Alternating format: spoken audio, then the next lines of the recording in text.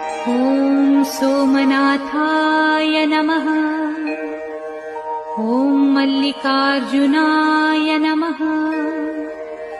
ॐ महाकालेश्वराय नमः। ॐ ओंकारेश्वराय नमः। ॐ वैद्यनाथाय नमः।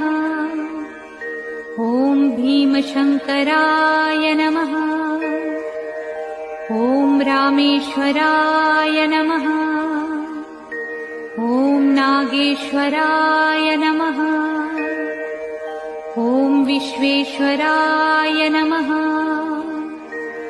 ॐ त्र्यंबकेश्वराय नमः।